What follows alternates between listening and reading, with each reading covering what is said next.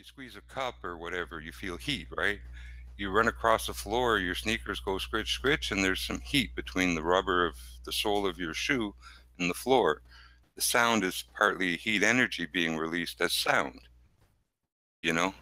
And energy transfer, like heat, it doesn't always have to be to cold. It can turn into sound. Well, so do you agree with the paradigm that more kinetic energy equals more heat? Not necessarily, it could mean more sound. What if that heat energy is turned into sound? We convert energy into all different forms. Okay, so by that deduction, then, if you don't agree with that, then you really can't say that if you compress the box, then you'll gain heat. Yes, you can. Depends on what it is, on what you are compressing. Well, I think there has to be well, not necessarily always heat. It'll exert more force on the container. The more you press, it's mostly the more friction. force. Yeah. If there is maneuvering room within the material, if it can be compressed, then the compression will be accompanied by friction, and the friction is what causes the heat. You guys switch it up a little bit more when the show starts. It happens a when you... little more about the shape of the earth. Water is kind of, you know, the whole show took over.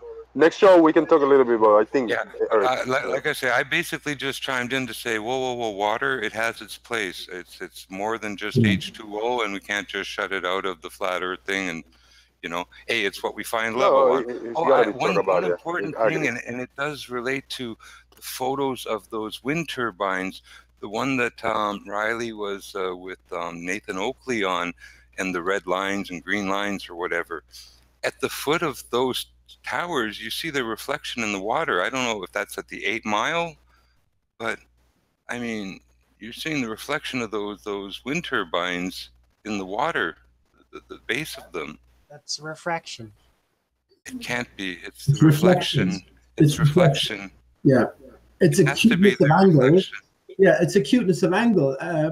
Plus your diffraction induced due to narrow field of view. No, that's a reflection of those towers you're seeing. Yeah, I like to see in the next show a little bit of a ranty work, because he put up, I think, 2 videos. They were awesome, and I wanted kind of being seen presented on the show. Yeah, let me just say, listen, we're trying to define reality here. We're trying to get a picture of what's going on.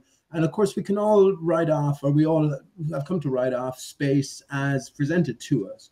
But we can't just leave it at that. We have to try and sort of put a picture together of exactly what is happening above us. You know, for me, there's a barrier above, right? An electromagnetic barrier, and there's waters beyond. So we have water in its elemental form. I say saline waters. So it's all about interaction within this dynamic system. As Jim started to say earlier on, that the sun has its integral part within this system and within all of these interactions. I completely agree, you know. So I think Des would have been better choosing the word elemental as opposed to element. So yeah, we just really have to bring everything back to square one. So back to the main point then, is it an element in its own right and it doesn't have hydrogen or oxygen in it? Or did... Yeah, at least 7% of it is not water, and it's 70% of the Earth's surface, right? Is the hydrogen and oxygen in water or not? Yes. Right. Oxygen and metal and hydrogen, the acid. Yes. So the claim that he's making, metal hydride. The claim that he's making is that it's an element in its own right, and that you can't get hydrogen or oxygen from it. It's not made from hydrogen or oxygen. That's don't know about that. I'm not agreeing with him on that, but I certainly know it is more than just water and has more functions, features, and properties. I'll give. I mean, I'm not saying it's not got more. I'll agree with you. It's got more, but his claim is that it's an element that you can't get hydrogen, or it's not made from hydrogen or oxygen. You cannot get hydrogen or oxygen from water. That's his claim. It's a difficult, and it is a complicated one, Anthony, and to describe it as nonsense and revert back to the likes of this teacher guy and Geo Streber, who we know are no liars anyway. At least if you don't know that, you should know that. Yeah, I call it a chemical compound. Well, for me, it's certainly like, you know, table salt or any other thing. Table salt, sodium chloride, you know, sodium sulfate. I mean, all these things, we know them. I mean, let's face calling it a chemical compound, it means that it's not an element, and his claim is wrong. Correct? It's a compound also. at least It's not an element. what is it? 93% of it is a compound. Yeah, it's not an element, 7% though, of right? it. Yeah, but here's the No, thing. I think not an element, but it's elemental. yeah, I think Well, his life. idea of an element might be different from your ideas of an element. So I think it might It's just one be of the semantics four here. elements. It's not an element. Yeah, in It's that not sense. a chemical. Yeah. It's not an element in the sense of how chemistry defines elements. I'm Yeah. pretty sure that I'm quoted him right when he says that you I cannot could agree get with that, hydrogen or certainly. oxygen from it. Well, you can definitely, and it's going to go a long way in, I think, what we call the free energy hunt, and converting energy for ourselves and having, you know. Jim, can I just ask you? Can I ask Water you? will Jim? play a part. Can I ask you, Jim? Because I think we talked about this before. But what do you think is beyond? So if you just continue to go straight up, we've done away with the idea of empty vacuumous space, right? So what do you think sort of contains the Earth? You know, in terms of the solar system. I don't know. Save this conversation I don't for know. when the debate starts. It's a big speculation, but I think there's Fundamentally. more beyond this plane in all directions. More continents, more other stuff. It's Talking about up there's another level and layers, maybe more than one, and below there's more. But as far as I know, we can't get there yet or anything, and let me even just say, beyond, we can't get there yet. So. Let me just say, Jim, you talked about the reflective nature of water, and we're looking at some of Ranti's captures, and I've been, you know, my mind has been that way inclined for the longest of times, but I hold up his waters above as well, and it's this reflective nature of water which allows us to see all the luminaries in the reflective form. You know? That's very possible. I can't, you know, I think the stars are fixed, and the motion we see is some type of, you know, the electric vortex, or the, you know, the, what do they call it, torus around, that's giving them the impression, almost like, you know, on the old record players, you had that thing to set the speed there. I forget what they call it now there, but it would spin, and you'd adjust the speed with a little roller, and get it to where you couldn't see any more flickering right or left, and you'd have your speed at 33, 45 or whatever, right? Well, it's the same thing up there. This mesh, or this torus and mesh of electricity, is spinning around us, and even though the stars are fixed, that magnetic deflection it's caused, like in a TV, you know, deflecting a light beam over, kind of, with magnetics. It's a magnetic spin that we're seeing.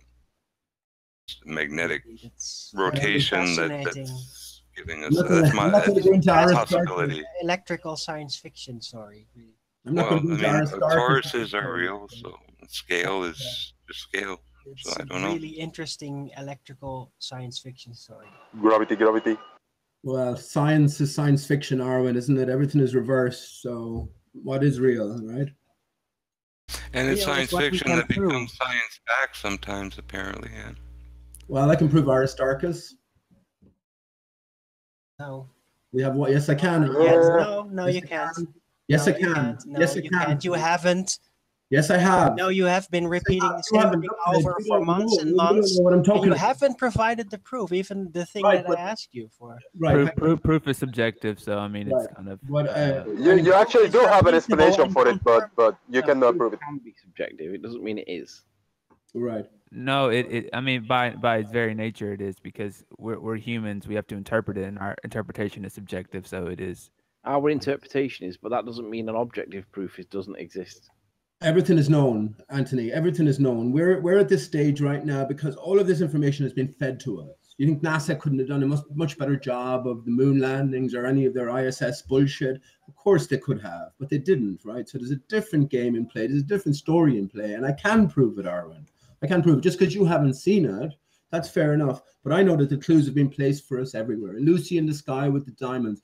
We have one source, one emanating source, and it's reflected artifacts everywhere. And this is what I keep talking Lucy in the Sky with diamonds. This is what I keep talking about. If we get stuck on flat and stationary Earth, we are not dealing with Earth as a whole, right? We're not dealing with the bigger picture. And unless we do that, and we sort of come to some sort of Riley is trying to get a word in. Peter. You understand that LSD was actually a play on the Lucy in the Sky with Diamonds was actually a play on LSD, right? Bullshit, man. That's the secondary layer of conspiracy, right? Of course, they have many different layers waiting for us. It's like Judy Wood, Anthony, which you seem to be stuck on regarding 9/11. These are all the layers that are presented to us. I dismiss Judy Wood. I don't.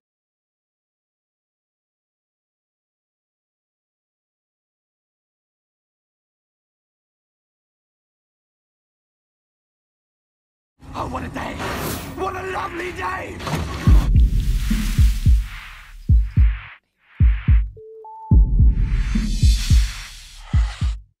Welcome to Flat Earth Debate. I'm your host, Nathan Oakley, and if you're new to this channel, or you have not done so already, be sure to subscribe and hit the bell notification icon to keep up to date with the Flat Earth Debate. If you would like to support this channel, there is a super chat that runs alongside each of these shows while they're live, but there's also a PayPal link in the info box below the video once it's rendered. Most importantly though, if you would like to join the discussion, simply mute the page you are excuse me, currently watching, then click the link in the info box below this video to join the panel and express your views on the shape of the Earth. If you do join, please don't swear. If you do, you'll be ejected, and if you are, please don't try to rejoin the stream using sock accounts. You'll be warmly welcome back on the next stream. Please also share the show. Sharing the show obviously increases the live audience, but this in turn increases the chances of a more diverse panel. So please share the show. And one last time, if you're new to the channel or you've not done so already, be sure to subscribe and hit the bell notification icon to keep up to date with the Flat Earth Debate. Now we are joined by a whole bunch of people. We've got The Plain Truth, Sleeping Warrior, Ranty, Pete Shea, Part-Time Vegan, Jose, Eric, and Arwin. Good to have you all. Good afternoon. I'm so confused. Puerto Rico lo hace mejor. Ours darkest. Great intro, guys. Great intro. Any signs of curvature? No. Only above. Only above. Soundly. Vertical sky. Sure that's not perspective, Pete. No. Only in cymatics. Axial rotation? Any signs of that, anybody? Nope. No signs of axial rotation. Can't feel that centrifuge. Even though the rim's spinning at around about 800, 900 miles an hour, can't feel it. Not at the North Pole, it's not. What about a pressurized system next to a vacuum? Has anybody demonstrated that? No, without a container. M. Scott Without a Veach is the barrier. one for that one, isn't he? It was Red Rhetoric. It's now M. Scott Veach because he claims that he can get a spacesuit in a vacuum chamber, and he's volunteered himself by public pressure to be the first one there in a vacuum and prove these things work. Public pressure, wait till he Mark feels Anthony signed on. the pressure when he gets in there, mate. And Nathan's going to Mark Sanger, he signed on to it. lever. Still Nathan's doesn't going to be prove the one it. that pulls the lever. When is that going to happen? I want to see that. That's gonna be hilarious. I heard Rasta guy, the Rasta hat guy, talking on INML Media, saying that he was trying to make it happen, and I encouraged that. So M. Scott Veach, if you're listening, make that happen. He still won't prove a pressurized system next to a vacuum, though. No, but it'll add credibility to the claim that spacemen can float around in space, right? In the vacuum of space. It'll be fun when he's squished into the size of a pea. Yeah. Well, no, he'll be stretched. He'll be expanded into the size of a balloon. Of course he will. Yeah, he'll blow up And first, won't he? his tongue will start boiling, and then they'll have to stop the whole experiment. So Yeah, he'll be full of hot air, but sure, what's new, right? I think he's Yeah, and one of those zero gravity planes can be created into a pressure into a vacuum, and then prove two at once: the vacuum and then the suit with the floating gravity thing. Yeah, but they've got to perform a task inside this vacuum. Like they've got to move the fingers around and like handle a screwdriver or something. No, they just have to survive. No, because They just need to survive. That's all. If you can survive in a vacuum that's similar to what they tell us is space, which is like a lot of high, tall, low density vacuum, near vacuum, and if you can do that with an oxygen fed suit, then that adds credibility to the idea. well, And hang on. me and Nathan will be stood on the other side of the glass window, laughing as your eyeballs are sucked out of its head. Can't we vote for a ball earther to go in there rather Ed than Scott just Veach. picking? Yeah, but he's just volunteered it. I mean, can't we just like sort of like do a little poll of ourselves, like who would we want to actually? No, I'm all right with M. Scott Beach, to be honest. Really? Yeah, and I wouldn't mind pulling the lever. What about Sly? Would you put him in? No, M. Scott Beach for me. I'd put a paper expert. But look at it this way. Look at it this way. Cancer faker. Anyone who fakes cancer, he deserves to be in one of those suits. Who's fake cancer? He faked his cancer. Yeah, I exposed him as who did? Paper explanator. I exposed him. The reason I came on to these hangouts in the first place because I heard this guy, Paper Explanator, and I said, "Hang on, that's a guy called Evil Edna who used to post in forums like Clues Forum or Let's Roll Forum, and he was all about conspiracies. And suddenly he's taken on the complete opposite role. There's no conspiracies anywhere. Flat Earth is stupid and all this. When I came on the hangout and exposed him, he tells the world that he has terminal cancer and he's 8 months to live. But half an hour later, he slipped up and he said he had 4 months to live. And then he had to go through the whole lie. And of course, yeah, it turns out his own story. He overcame terminal cancer. He's still back in the hangouts calling all people who are interested in the flat earth question, retards, etc., etc. So I put him. He's a survivor. Paper explanator, yeah. That's interesting. Oh, definitely. I've had this. He hates me like for doing this to him, but these are actors. These are all liars. United in a common cause, whatever you want to deem that cause to be, you know. So I definitely put him in the suit, right? Might do his cancer, keep it at bay a little bit longer. You too conspiratorial, Pete.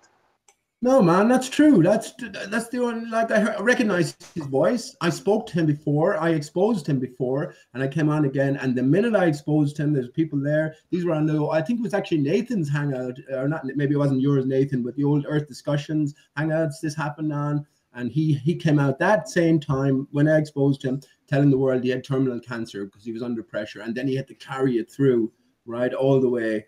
And as I say, I know it's a lie. So, yeah, he deserves to win. Hey, housekeeping, where were we? Are now, right? Self-perpetuating molten iron core. Any signs of that? No? Self-perpetuating iron core? Anybody? Anybody? Iron is Iron is Fe, Nathan, isn't it? So we have Fe core, right? Indeed. Indeed. Iron Fe. There you go. That. That's I true. get acid reflux every once in a while. So no, there's no signs of molten iron core.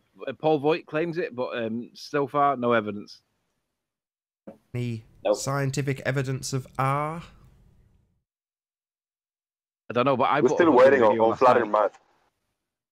Flat Earth math? Oh, don't hold out. He's just a disingenuous liar. Gave his conditional acceptance because he had no response. He doesn't have scientific evidence of R. Yeah, he claims he got some, even though the other globe believers say there's no proof for R. So I don't know how that works out. It works out with him looking very stupid. Maybe we should bring Mick West back in. There's more proof of R in my video upload from last night. A lot of R in that one. Yeah. That's right, genius, Anthony. Last but not least. You see my comment, Anthony. Go in peace to love and serve the R, right? Say again? Did you see my comment? Go in peace to love and serve the R. That was the end of our father there. Isn't it unfortunate that Helios doesn't have an R in it? Because we could praise Helios, but it doesn't work. We need something with an R in it. R. Praise Ruhif. No, thanks. So, any signs of scientific evidence for gravity, last but not least? I'm working on it. That GCSE and A-level science guy, he's going to demonstrate how we can contrast density over gravity. Looking forward to that. He wants to do it on your channel, Nathan, at some point soon. So shout out to that A-level teacher that Sheeps doesn't think I should be talking to because he's the enemy. He is a sneaky shit. Yeah, he is the enemy, but at least he's polite enough to be able to talk about it. And when he realizes there's problems in his science, then we'll see what happens. Well, we have things to learn from the bowlers. That's the thing. You know, I mean, we wouldn't have got to where we are now if we didn't have these debates in the first place. Yeah, and he's just a newcomer as well, right? But yeah, fair enough. He's a newcomer. Where's your own personal quest here, right? So go through all the different information. As Des has said, he didn't go through the usual route. He just came straight into Flat Earth a few weeks ago, and here he is protecting and defending his lie. So yeah, these make these characters more insidious. The fact that M. Scott Veach appears to be more reasonable, you know, more calm and more sort of accommodating, for me, makes me dislike him all the more, you know. Hey Scott, how you doing? I talked to a co-worker of mine yesterday, and gravity came to the subject. I was talking a little bit about flat Earth, you know, He knows what I'm all about.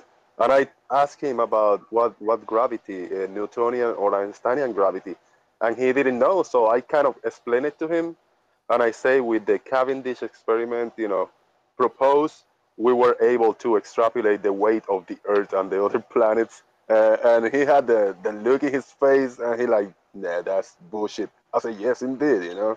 That was kind of the conclusion of the subject. It was very interesting. Where are the papers and the efforts of Einstein or Newton on flat Earth? You don't see anything. You don't see anything at all. Nothing at all. Again, these characters, which is all they are. Einstein, one stone. Einstein is monolith, is the same thing. These are all clues for us. Let me just say about gravity. Everything is inverted. And gravity, for me, rather than being a pulling force, is a pushing force from above. So again, going back to sort of defining or trying to understand the whole of the Earth, not just the flat and the level ground beneath us. This only gives you half or less of the Earth. Right. Makes sense. No, not really. Well, let me ask a question then to the panel. Let me ask a question to the. Sorry, was someone trying to talk? Let me ask a question to the panel in general. Hold on a second, Pete. Hey, Scott, were you trying to chime in? Scott, how you doing? Go. Hello. Okay. Can you hear us, Scott? Yeah, I can hear you. Good to have you. What can we do you for? No, I just want to listen in on what you guys are talking. Have something to say, I'll say it. No worries. Good to have you. I'll mute. Okay, I'll mute for now. Let me pose a question then, which I did during the break there. So we all have discounted the idea of empty vacuumous space, right? But that leaves us in a sort of a black hole in a sense. There still is a reality to our existence here. What do most people think here is beyond the confines of the Earth, or what is there a barrier? Is there some sort of a confine, and what's beyond that? I hold that there's waters beyond that. I agree. Electromagnetic barrier, and it's. I agree. Yeah. So can I just ask in general, has anyone sort of painted that picture for themselves? I think I have defined it very well. There is a confine because there has to be, because otherwise a pressurized system could not exist with an infinite amount of room. The infinity of it would cause a cataclysmic turbulence effects. So there has to be a confines of some kind, but there could be many possibilities as to how this confine is in existence. Right. So we can examine Darwin. Most cultures are told that there was a great flood, a great inundation at some point in the past. So let me just say from my own point of view, yes, the barrier collapsed. We had an inundation of saline waters, right? And hence we have the Earth inundated. And what is it? 71% of Earth now is said to be saline waters. So this is my picture I've built up. There is an electromagnetic barrier, and there is these saline waters beyond. And in that sense, water is elemental. It is a basic material. It's a basic thing, So that's more the sense that I'd be looking at water, and everything then is within this broken system, if you will. And this is what we're trying to sort of discern and come to terms with. So yeah. Well, the way I see it is that the sun can only do so much. It can only provide light so far. It can only provide heat so far. Once you get out of that proximity of the sun, then you get in, the temperatures dropping, you're not being able to see stuff, you get in towards what would be basically the black desolateness of what they would describe as space. Right. But essentially, when you get that far away from the light and the sun, you also get a difference in the environment that you're in. You get super cool fluids that exist only when it's really, really cold. Like you can see superfluid helium, and that's one of the substances that can exist in really, really cold temperatures as a fluid. But there's also other ones. But I agree with Arwin. There are many dimensions that it could be. We don't really know, and we can't get that far because we just can't. Well, we could get that far as a human race, but we're not allowed to know what is really there. They tell us it's space. And we have all this solar system, final frontier stuff. But the reality is we live in a world with basic elements, and as you get cold, there are elements that exist as a liquid that we do not see because we're not at the same temperature.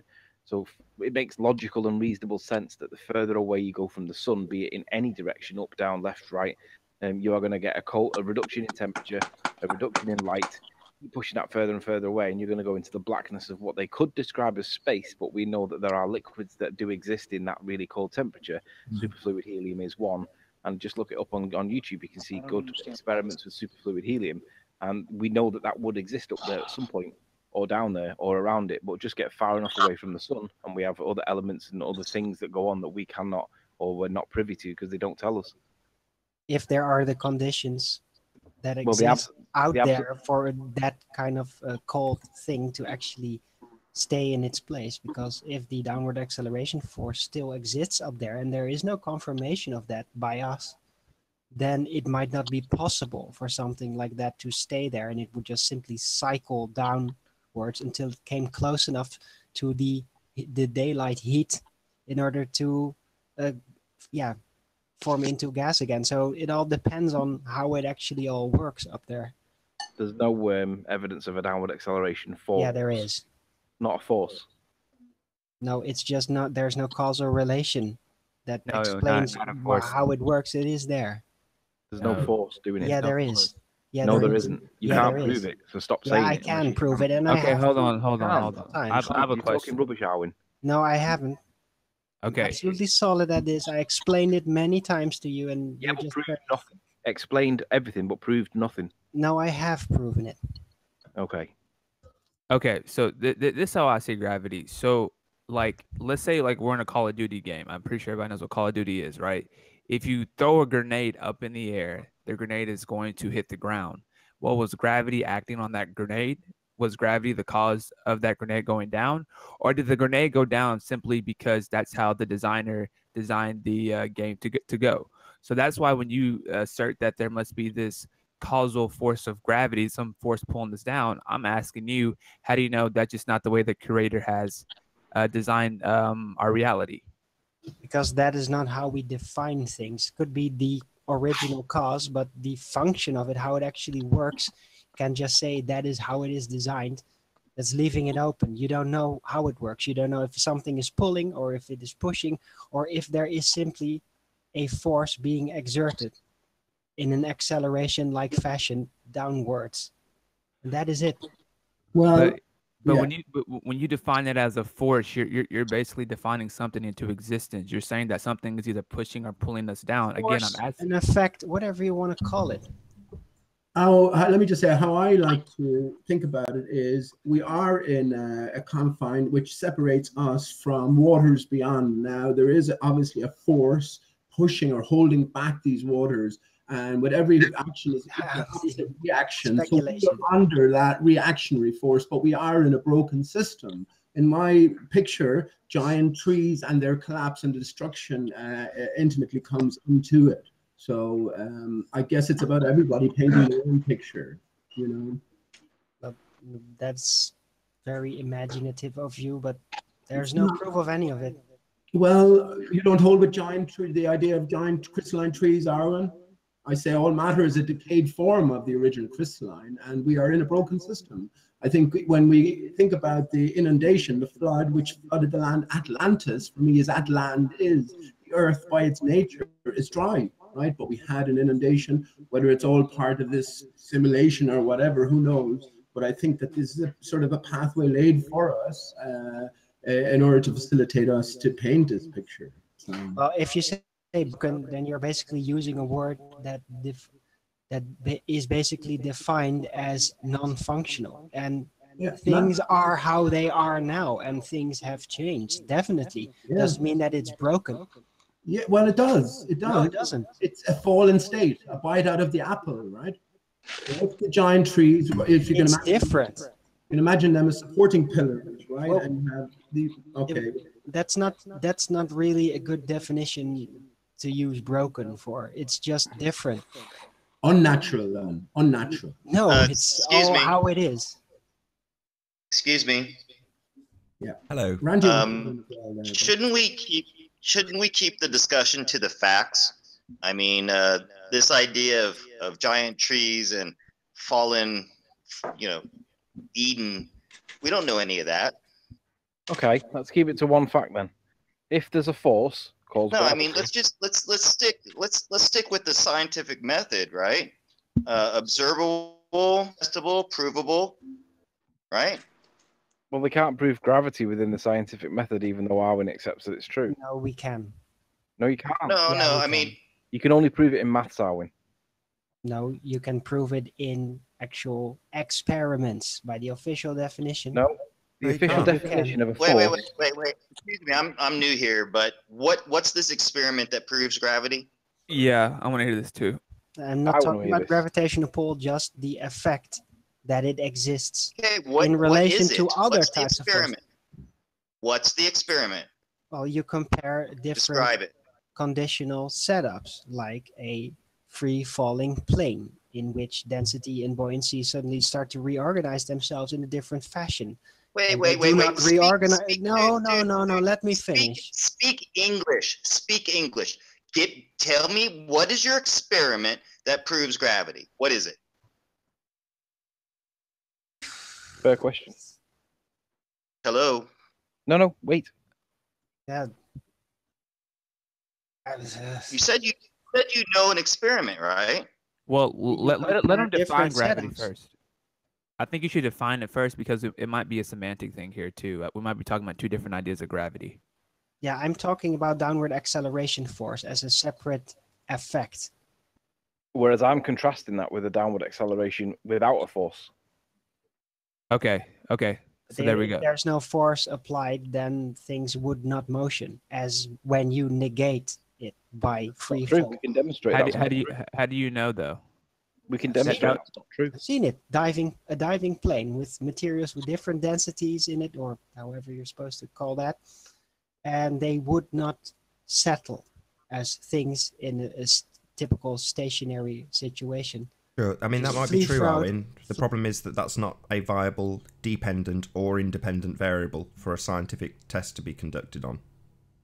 Yeah, well, let me get to that. I have several different angles to this. I've explained that. I've done several hangouts about them, and all these Okay, I'm effects new here. apply. So teach me. Right. Well, density and buoyancy, we know what they are, and a lot of flat earthers like to say that is everything. But yeah, it's not universal, because if other forces are applied, like centrifugal force, which can be made to be much stronger than the standard downward acceleration force, then the density and buoyancy of the materials within the centrifuge will reorganize in alignment with the centrifuge. The thicker particles will go to the outside, and the lighter particles will go to the inside. The buoyancy density ratio will be reorganized according to the centrifugal mechanism. And if you negate the downward acceleration force by moving with it, like in a free fall plane, then the materials will not organize themselves according to any alignment, because it is being negated, and they will free flow and just move past each other randomly. They will not reorganize, they will not settle. Nathan, would you mind sharing my screen? Sure. So this is aimed towards Arwin, who claims that there is a downward accelerational force. I'll have to grab the phone. I'll come back to you, Nathan.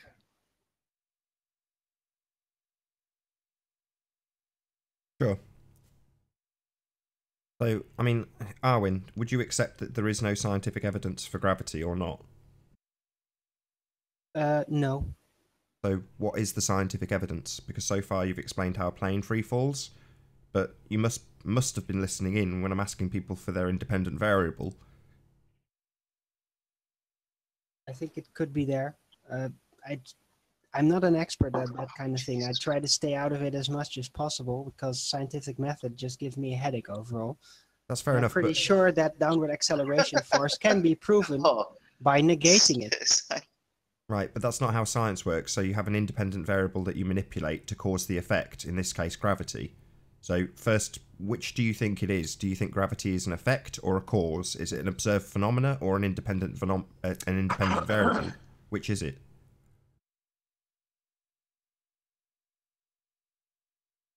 Well, the thing about the scientific method, I think, is that it proves a cause, right? Well, you've got an effect though, so your observed phenomena is your effect, and you're trying to establish the cause of that effect. So that's what I'm trying to establish with you. Which is it?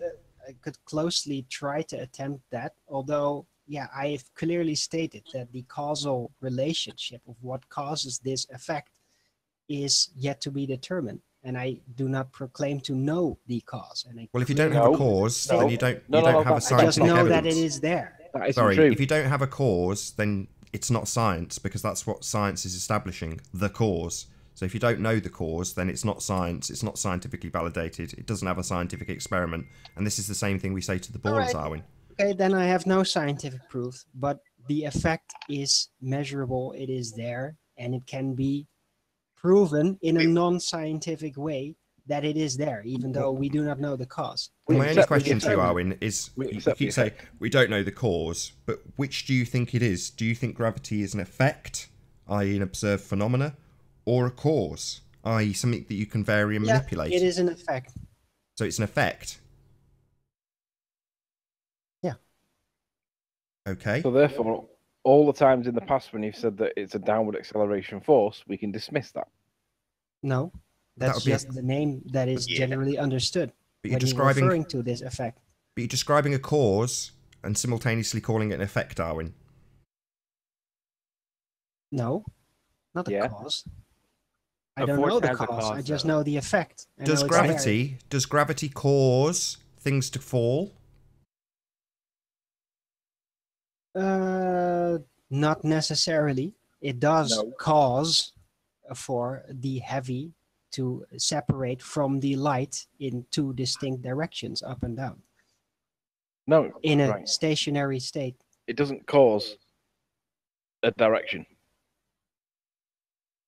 Yeah, gravity is not the cause of anything. No, it causes the division of the materials. It doesn't, though, does it? Yeah, it does. Right. Because so if you compensate for it by free fall, then it will no longer divide itself. If it causes the division, as the way you describe it, how would we test for it? I just explained that. Go on. Well, you do it in a stationary standard setup, just stationary on Earth, and then things will divide themselves according to the well-described effects of buoyancy and density. And then you do the same thing within a contained, non-open plane system, or an airplane that falls in accord with the correct speed, negating that effect, that force effect. So if plane in free fall, the density and buoyancy will no longer apply. If plane in free fall, gravity, right? No.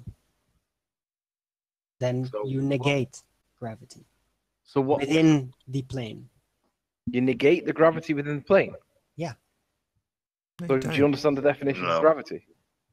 You move with it, so the effects of the application of the downward acceleration force is negated. But do you understand the definition of gravity?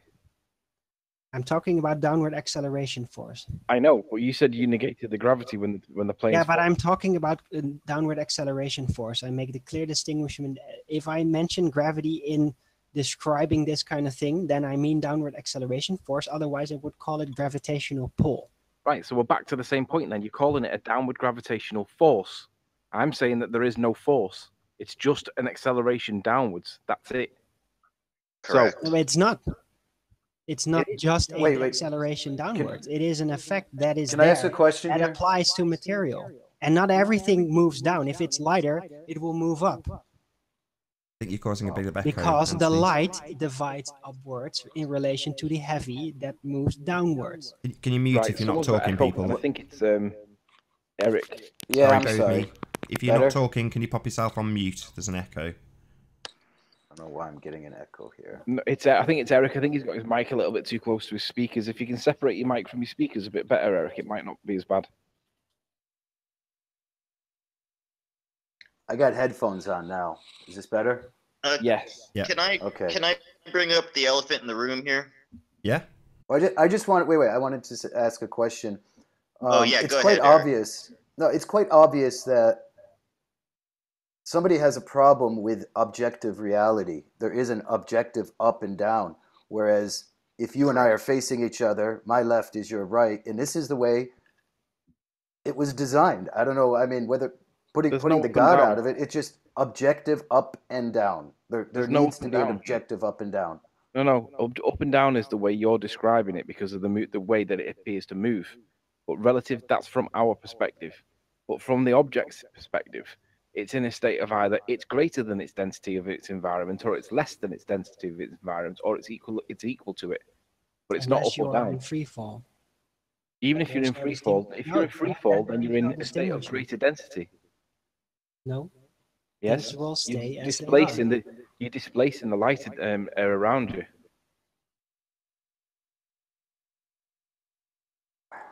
Things will. Okay, I think we can move on this one. I got a quick poll for the chat over here on the side.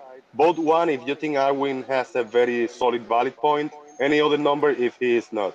Thank you. Well, I want to see Arwin claim the force. I want to see the proof of the force. We both agree that there's a downward acceleration, but I'm claiming that it's not got a force that's pushing it or pulling it. I'm not saying it is pushing or pulling it. Yeah, you are. No, I'm not. Yes, you are. I am clearly not. I've said it many times. No, there is no pull. There is no push. Well, then it's not a force. The motion. Then it's not a force, Arwin. In any system, you have to define boundary conditions. If you don't define boundary conditions, you're lost, right? And this is what it's all about. And I don't think everything can come down to the scientific method. For instance, as we arrive on flat Earth, I think lots of us would hold to the idea of a creator. That doesn't come under any scientific sort of literature. You know, you can't prove anything like this scientifically, but yet there might, and indeed for me, there is a real reality to it.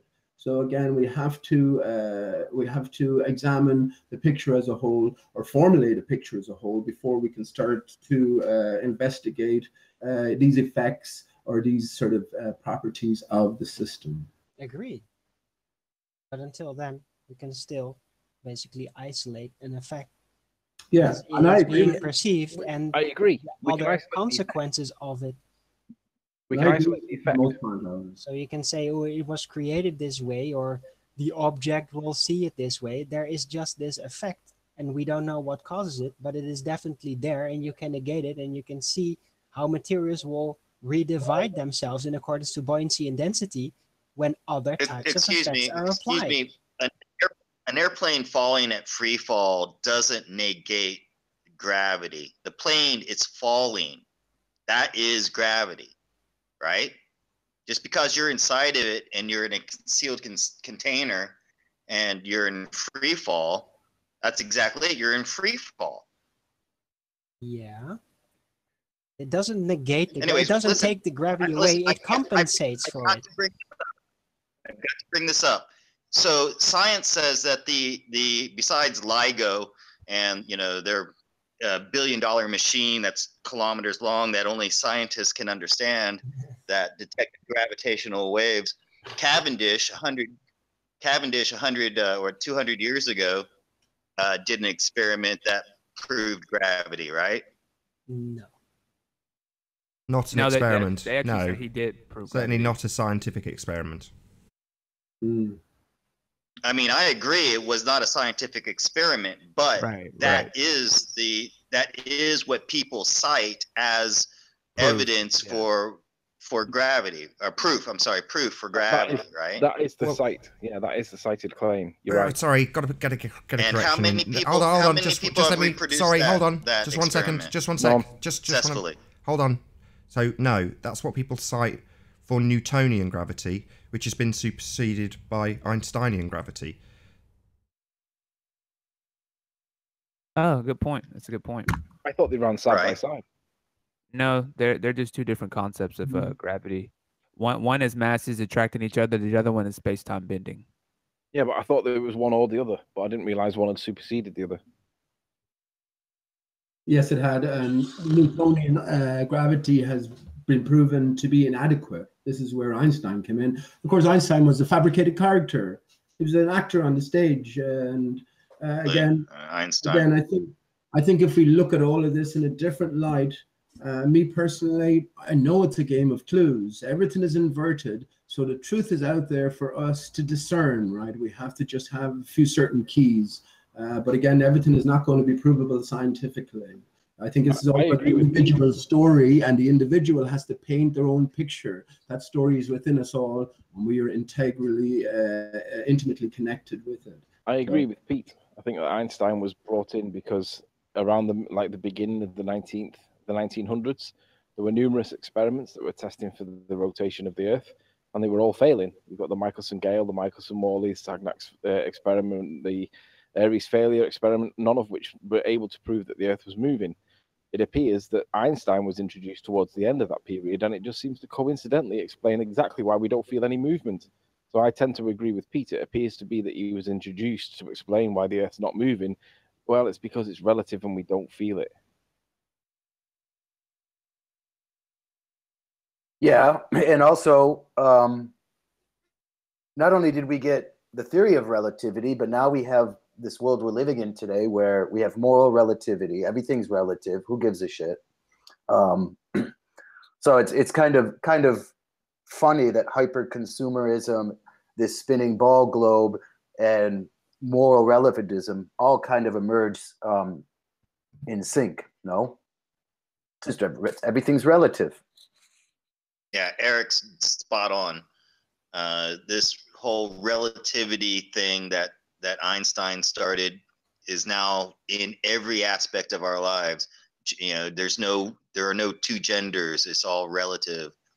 You know, political, moral relevance. Anyways, Eric says it better. Again, it goes back for me.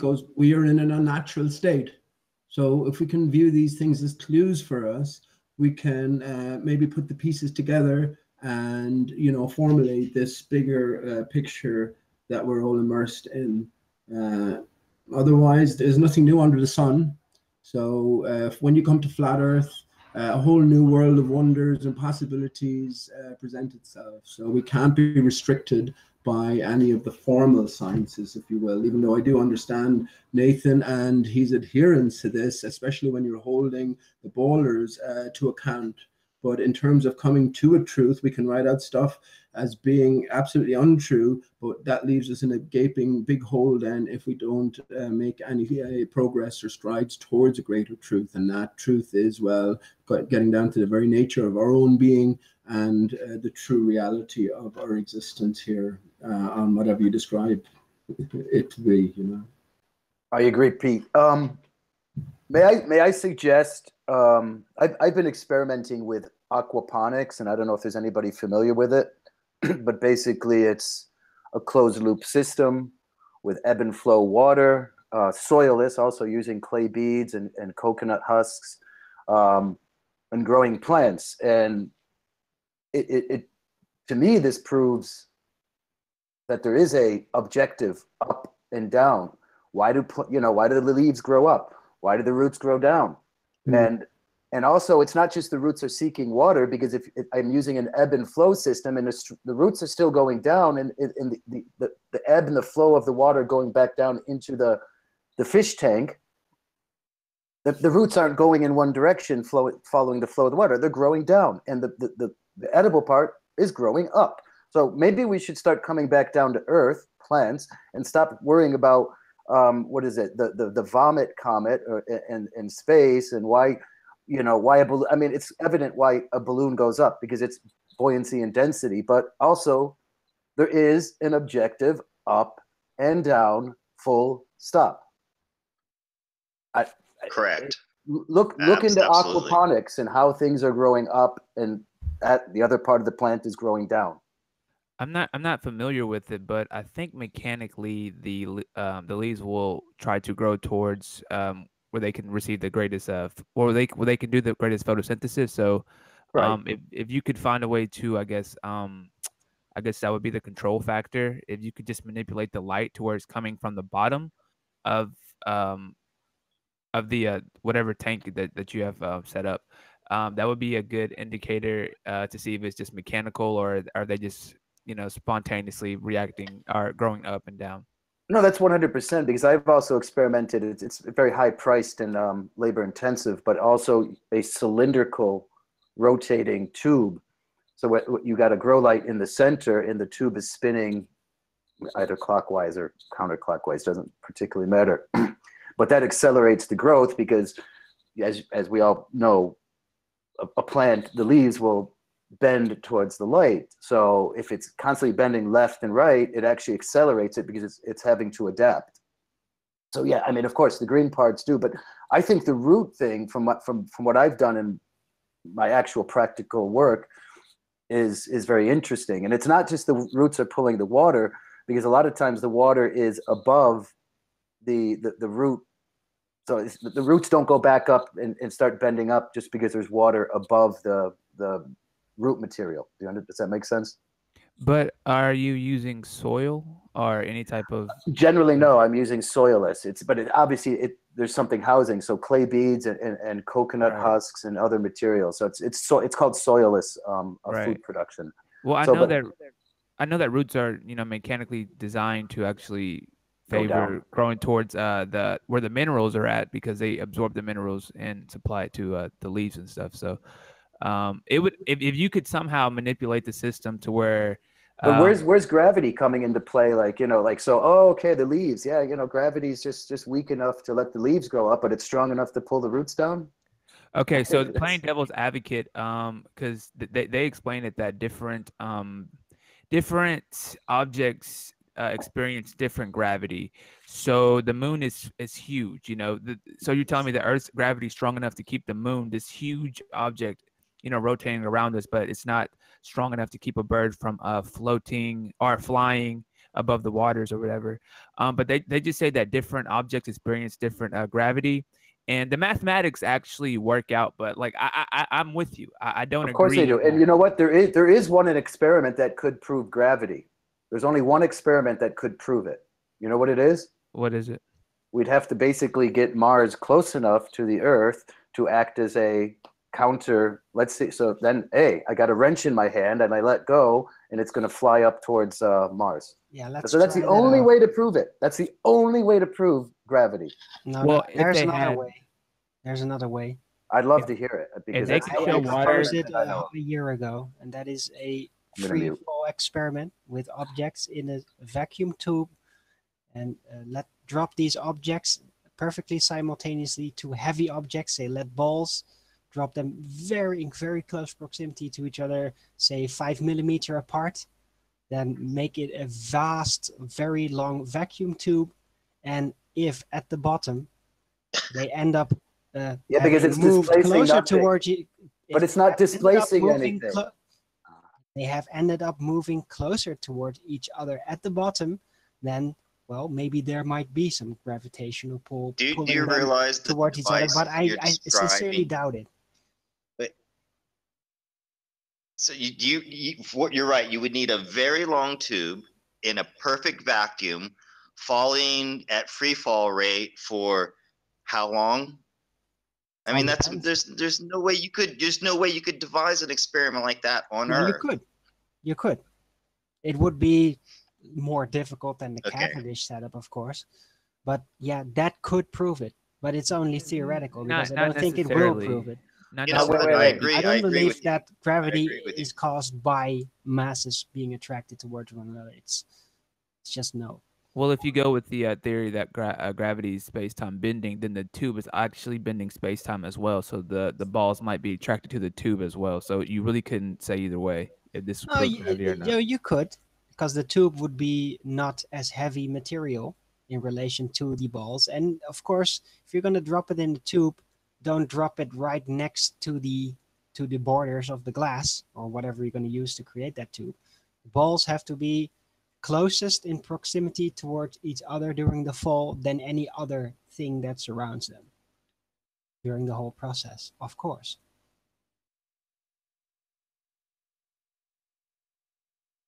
But yeah, I can pretty much tell anyone that if you're going to do that setup, would be relatively expensive to produce, that you're going to end up with these lead balls falling in exactly the same relative distance towards each other as they were dropped. So I still don't see how that even is talking about gravity. You're basically taking away the substance to displacement, like buoyancy. That experiment still doesn't prove a force. No, to me.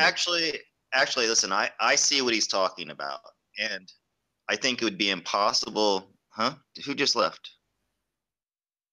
Did he leave? No, I didn't. It was Pete that left. Okay, sorry. I like to keep things really simple, because I don't understand math that well and a lot of things, but like Eric was saying before, it's pretty clear we live on an XY axis plane with mountains and valleys and oceans and rivers and stuff. And so there's a definite up and down. There's an absolute up and down, okay? To me, that's enough to explain that, and density and buoyancy and everything else is all the explanation you need. However, the electric universe theory and this idea that there are 4 different forces, the strong nuclear, weak nuclear, gravitational, and molecular, what is it? Electromagnetic, right? But in reality, there's just one force. It's a electromagnetic field that surrounds and penetrates the Earth, and it has a slight bias for going down.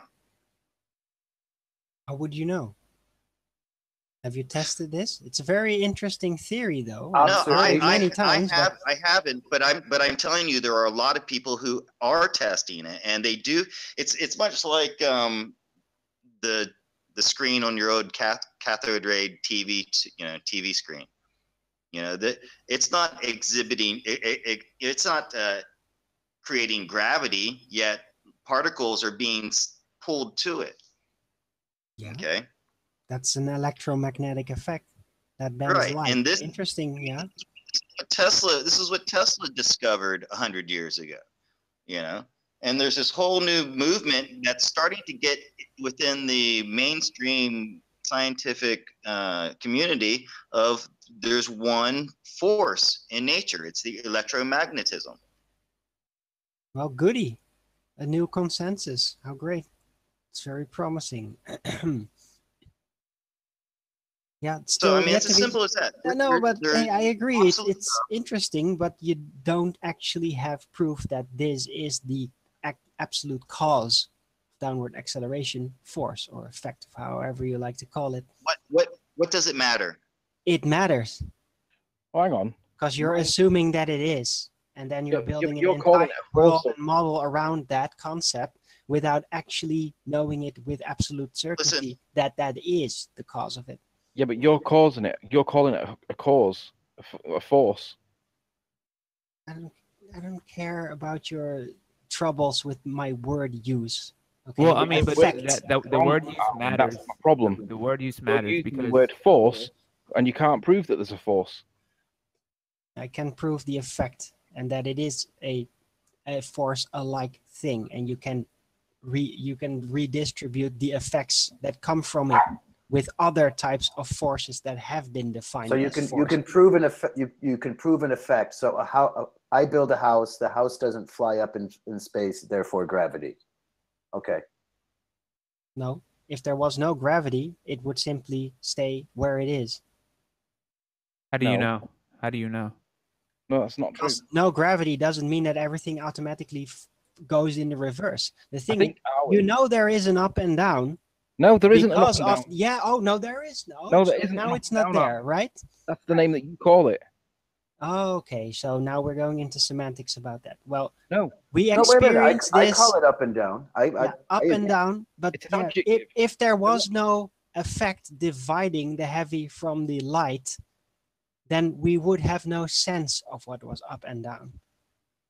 Would be all the same. No. Yeah. Where do you get the sense from up and down from, Arwin? From our experience.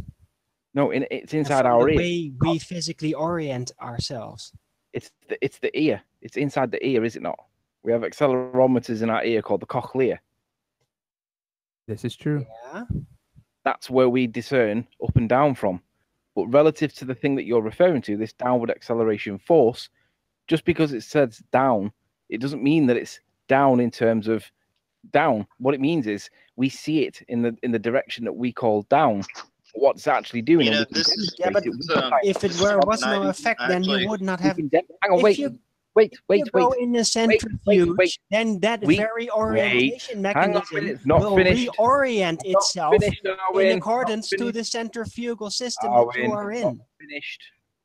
What we can demonstrate within the scientific method is that if we change the variable known as density, we can make objects displace around the density change, and it'll either displace up or displace down. Now, the direction that we see isn't relevant. What we see is the displacement, and that force that you were going to call it would be gravity. But we can, within the scientific method, we can show that it's actually the density that's doing it, not gravity. And with that, I'm going to say first and foremost a huge, massive, enormous thank you to all of the debating panel for making this debate possible, and of course a massive thank you to all of the live audience for tuning in and hopefully sharing this debate. If you hated the show, you know exactly what to do, but if you liked the show, maybe consider sharing it with a friend, or subscribing if you have not done so already. I've been Nathan Oakley, and I'll see you all in the next video. Oh, what a day! What a lovely day!